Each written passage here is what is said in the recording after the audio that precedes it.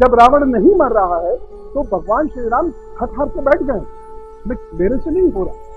और ये जो हम सुनते हैं ना, नाभि में तीर मारने से रावण मरा, बिल्कुल गलत बात। नाभि में तीर मारने से रावण नहीं मरा। प्रमाण लाइए, कहीं नहीं मिलेगा रामलीलाओं के अलावा। अब राम की समझ में नहीं आ रहा कि मैं रावण को कैसे मारूं, और रावण भी कोई छोटा मोटा आदमी नहीं है, बुरी तरह घायल हो गया। और उसका जब सारथी उसको लंका की तरफ ले जा रहा है तो बीच में अचानक जैसी होश आता है, कहता है मेरे को कायर समझ रखा है क्या, फिर चल युद्ध के मैदान में। वो फिर युद्ध के मैदान में आ जाए, समझ नहीं आ रहा राम जी की। राम जी भी शिथिल हो गए। अब प्रकट होते हैं ऋषि अगस्त्य, और वह प्रकट होकर उनको सूर्य का ज्ञान देते हैं, जो आज आदित्य हृदय स्त्रोतम में मिलता है। वह सूर्य का ज्ञान उनको देते हैं, और उससे वो अपनी श्वास और अपने देह का सूर्य वह नियंत्रित करते हैं। उसके बाद उनके अंदर वह शोक दूर होता है। आदित्य हृदय स्त्रोत का अंतिम जो वाक्य है वो यही है। इस प्रकार राम का शोक दूर होता है, वो धनुष बाण लेकर रावण से युद्ध करने के लिए पुनः तैयार होते हैं। सोचिए, चीजें उस युग में भी इतनी गहराई से समझ में आती थी, इस युग में भी इतनी गहराई से समझ में आएंगी, केवल बातों से कुछ नहीं। जब तक जिस चीज से हमें पाना है उस चीज के हम गहराई में नहीं उतर जाएंगे, तब तक कुछ भी हासिल नहीं होगा। और प्रेम तो ऐसा है जिसकी जितनी गहराई में चलते चले जाइए, लगता है कि अभी कुछ नहीं जाता। 40 वॉट का बल्ब जल जाता है ब्रेन के अंदर, इतना करंट है। तो ये करंट डेवलप कहां से हो रहा है? इलेक्ट्रोमैग्नेटिक एक्टिविटी से, और वो आ रही है जल से और प्राणवायु। जल पीना है, और कौन सा जल पीना है? जो सादा है। ठंडा जल 6 घंटे लेता है पचाने में, जो फ्रिज का कार्बोनाइज्ड वाटर हो जाता है। मत पीजिए उसको, स्टार्ट। जिन लोगों को दिमाग का जितना ज्यादा काम करना है उनको ठंडा जल छोड़ देना चाहिए। घड़े का ले सकते हैं, मिट्टी से ठंडा किया हुआ या हवा से ठंडा किया हुआ जल श्रेष्ठ है। और घड़े में तो मिट्टी हवा दोनों ही, यही जल पीजिए। और आप देखिए 1-2 महीने के अंदर, जो मैंने दो छोटी छोटी चीजें अभी तो बताई हैं आपको, कि सोते समय पानी रखना है, सुबह उठकर लार सहित वो पानी पी लेना है, और उसके बाद शौच आदि क्रिया करके पेट खाली करने के बाद अनुलोम विलोम 10 मिनट करना है। और आप देखिएगा केवल इन्हीं 2 क्रियाओं से कितना फर्क पड़ेगा। और तीसरी क्रिया बताता हूं, जठराग्नि। जठराग्नि मत मारी। खाना खाते समय पानी पीना जहर। हाँ, पेट से लग गया तो अलग, फिर तो कुछ नहीं किया जा सकता भाई, मजबूरी। लेकिन खाना खाते समय पानी मत पीजिए।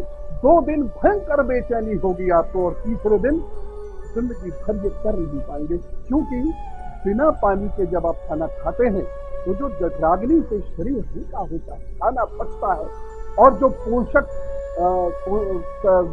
तत्व जो हमारे शरीर में और ब्रेन में जाते हैं, उससे जो एनर्जी लेवल बढ़ता है, उससे जो कॉन्फिडेंस लेवल बढ़ना शुरू होता है, वह इतना जबरदस्त होता है कि अगर आपने 2-3 दिन ऐसा कर लिया तो जीवन पर्यंत कभी बहुत मजबूरी में खाने के वक्त पानी पीना भी पड़ा तो आपको लगेगा बेकार हो गया।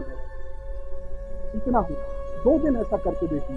मैं आपसे ज्यादा वक्त नहीं मांग रहा, 1 मिनट मांग रहा हूं पानी के लिए, 10 मिनट मांग रहा हूं अनुलोम विलोम के लिए, और सिर्फ 2 दिन का अभ्यास मांग रहा हूं। भोजन के वक्त पानी मत पीजिए, तब पीजिए भोजन करने से कम से कम आधा घंटे से 1 घंटे पहले, और तक के पानी।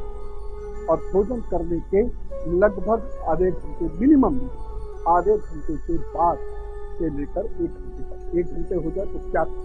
और देखिए अपने शरीर को खिलता हुआ, देखिए अपने ब्रेन को खिलता हुआ, देखिए कॉन्फिडेंस कैसे आ रहा होगा आपको। इतने छोटे समय पे ये चीजें काम करती हैं। तो मैं वो बातें करने में ज्यादा रुचि लेता हूं जो होती ही दिखते। मैं वो बातें ज्यादा करना चाहता हूं जो इसी धरती से उठ रही है, इसी शरीर में समा रही है, और रिफ्लेक्शन सामने आ रही है। हवाई किले बनाने से किसी बरसात रुकती है, हवाई किलों में कभी बारिशें नहीं रुकती। ये झोपड़ी लेकिन अगर आप उनसे बना लेंगे उससे रुक जाएगी। इसलिए छोटे छोटे वो काम कीजिए जो आपको इमीडिएट फायदा दे। और एक बार यदि आपके अंदर वो कॉन्फिडेंस आना शुरू हो जाता है, तब आप अपने आप को उतना बदल पाते हैं कि तनाव आपको छूना या तनाव आपको प्रभावित ना कर सके। थोड़ा तो करेगा, अगर तनाव आपको बिल्कुल प्रभावित ना करे तो ऑलमोस्ट डेड हो जाएंगे हम। तनाव बहुत जरूरी है अर्थव्यवस्था के लिए, जिस तरीके से इन्फ्लेशन जरूरी है, इसलिए जिंदगी बेहतर जीने के लिए तनाव जरूरी है।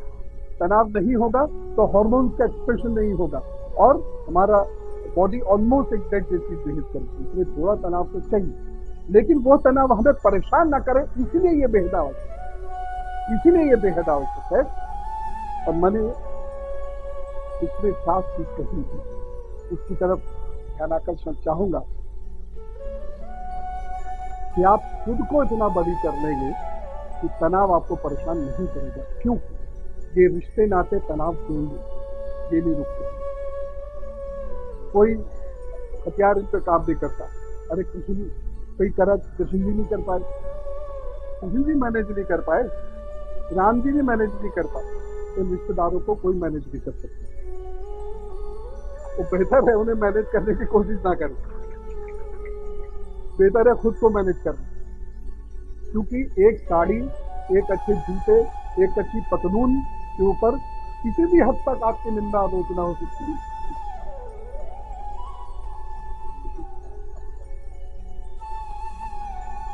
आप एक रिश्तेदार को दिखाने के लिए लोन लेके गाड़ी खरीद के अपने ऊपर तनाव ला सकते हैं। पैसा ना होने पर भी लोन लेकर 1 करोड़ की शादी करने की ठान सकते हैं, लेकिन रिश्तेदार फिर भी आपका नहीं है, आपसे प्रभावित नहीं होगा। आपका पैसा भी गया और रिश्तेदार भी प्रभावित नहीं हुआ। क्या फायदा? क्या करें? प्रभावित करने की कोशिश की।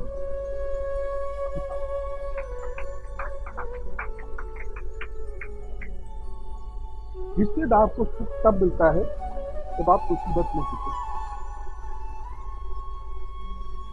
और जैसे ही आप मुसीबत से निकलना शुरू कर देते हैं, आप ध्वस्त हो गए, नंबर 2 का पैसा पकड़ने लग गए, आदि आदि जुमले आपके गले में हार की तरह पहनाए जाने लगते हैं।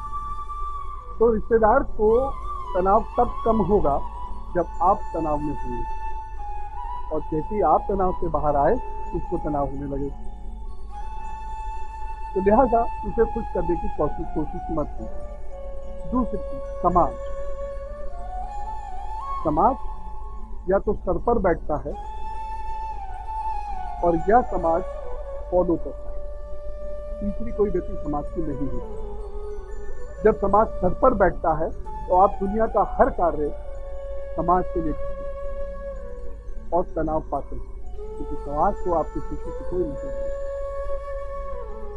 आपके दुख में गिने चुने लोग खड़े होते हैं, समाज भी खड़ा। इसलिए वो लोग ज्यादा खुश हैं जिन्होंने अपने को इतना बुलंद कर लिया कि समाज उनके पीछे आ सकता है।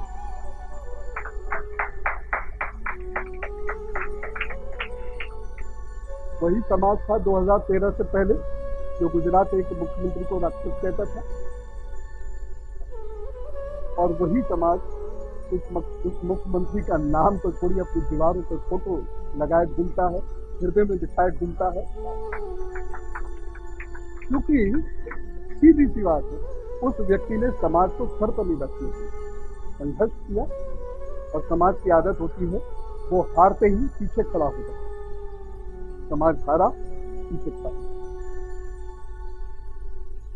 इलेक्शन का प्रचार करने नहीं आया, मैं सिर्फ सीधी सी बात करूं, क्योंकि कुछ लोग हमारे इर्द गिर्द होते हैं जिनसे हम सीखते हैं। ऐसे बहुत जगह लोग होते हैं। इसलिए समाज को खुश करना है। समाज की एक्चुअली कोई विशेष मान्यता होती ही नहीं,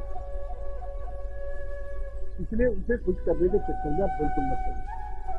आप ईमानदारी से बढ़िया कार्य कीजिए। समाज शुरू में मजाक उड़ाता, उसके बाद आलोचना करता, और फिर भी यदि आप नहीं थके और टूटे तो समाज आपके पीछे खड़ा होकर प्रशंसा करता।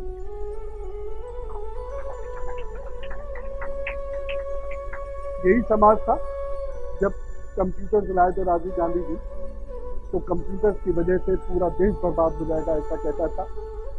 आज वही लोग कंप्यूटर पे काम कर रहे हैं, नहीं कर रहे, देश तो बर्बाद नहीं।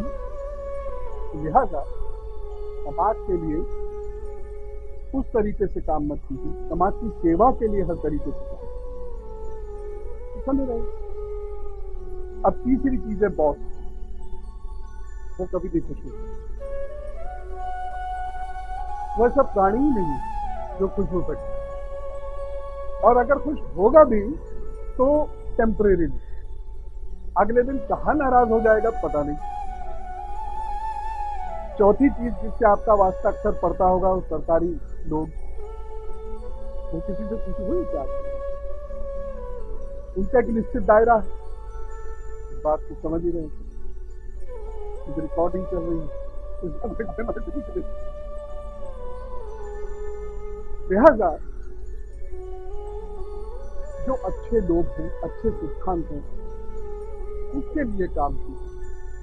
अपने माता पिता के लिए काम कीजिए, यदि गुरु है तो गुरु के लिए काम कीजिए, अपने इष्ट के लिए काम कीजिए, अपने राष्ट्र के लिए कार्य कीजिए, अपने समाज के जो गरीब कमजोर लोग हैं उनके लिए काम कीजिए। मन प्रसन्न रहे।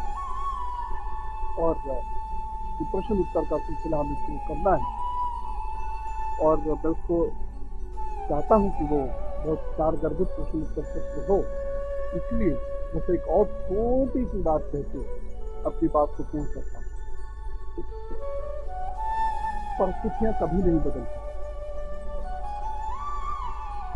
परिस्थितियों को देखने का नजरिया बदलता। वही परिस्थिति जो किसी वक्त आपको डराती थी, वही परिस्थितियां अब आपको डरने लगती। स्वामी जी, जो मेरे, जिनको मैं अपना गुरु मानता हूँ, स्वामी विवेकानंद जी, बंदर से डरकर भाग रहे थे, किनारे पे बैठे बाबा जी ने उनको कहा, कब तक थकते रहे, ये तो तुमसे बहुत ज्यादा है, इन्हें जाओ। केवल इस वाक्य ने स्वामी जी को बहुत बल दिया। वो रुके, घूमे, बंदर की तरफ आंख में आंख डालकर देखा और बंदर के पीछे भागने लगे। अब वही परिस्थिति जो उन्हें दौड़ाकर परेशान कर रही थी, अब वही परिस्थिति उनके आगे आगे डर के मारे भागे। सिर्फ यही फर्क होता है जिंदगी जीने में और जिंदगी काटने में।